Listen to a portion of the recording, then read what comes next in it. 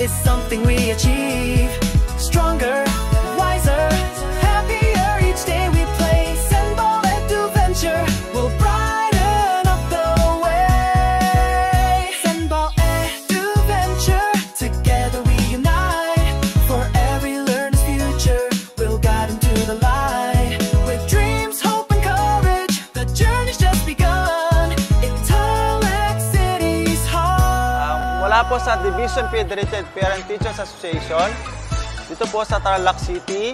Kami po ay nagpapasalamat sa Sandballs kasi po napakatulong po ito sa mga mag-aaral natin, lalong-lalo na po sa ating Mayor, Susan Yap. Sana po matulungan natin ang mga kabataan dito po sa bawat school po ng 98 Public School, sa lalong-lalo na po sa mga SPTA President ng bawat school ng 98 Public School. Kaya maraming salamat po. Napakagandang activity yung nagawa kanina, no? Kasama yung mga estudyante. At nakita ko, enjoy talaga kasi nagamit ang kanilang mga motor skills using sandball. And sa mga darating pang mga activity, I recommend sa mga eskwelahan, sa mga bata na maglalaro ng sandball. At makakatulong ito sa kanilang physical at kanilang mental health. Ang napansin ko sa anak ko, mas naging active siya, yung energy niya to the highest level, at saka yung confidence niya sa sarili niya. Actually, to be honest, ang sandball kasi, hindi lang siya para sa mga bata. So, para sa akin, even kami mga tita, nag-enjoy din kami habang naglalaro niya. Kahit juggling lang. So, habang tumatagal, nag-enjoy kami. Kasama ko yung mga pamangkin ko sa bahay. Ang saya-saya din po kasi first time ko pong makita ng ganun. And then ano po, yung paglalaro po ng sandball is parang yung inner child ko po na nababalik ulit po and masaya din po siya. Nakatulong po ito sa akin sa daily life ko kasi po mas napapakalma niya po yung loob ko at pag stress po ako, nakakatulong po ito sa akin para ma-relieve po yung stress ko. Ang nararamdaman ko po with playing sandball with my friends, una po, it's a fun game. May experience namin makapag-bond with each other. We will gain knowledge from it also and it improves our coordination. We can play as one. For me po, mas gusto ko po mas marami pa pong students ang makakaranas po ng sandball because po, even though naglalaro lang po sila, makakapagsalamuhan din po sila sa iba, magkakaroon po sila ng mga bagong kaibigan.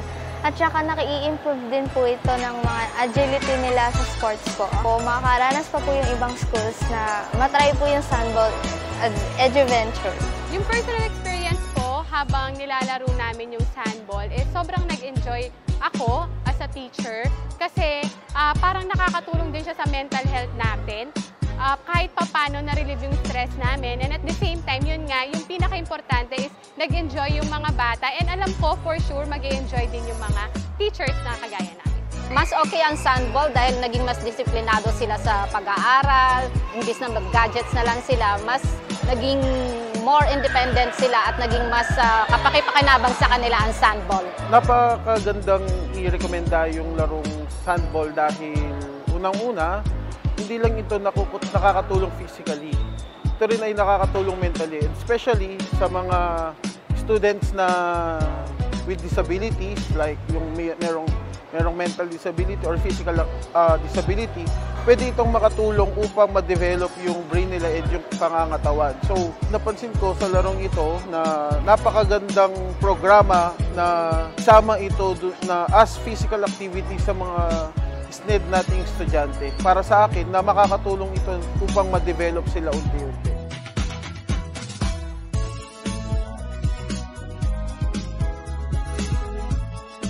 Hello po! So napakalaking tulong po ng Sandball Adventure sa aming PE class. Nag-ignite po ito ng interest sa mga bata at napaka-excited po ng mga bata tuwing mag-PE po kami dahil alam po nila na mag-e-enjoy sila sa klase namin.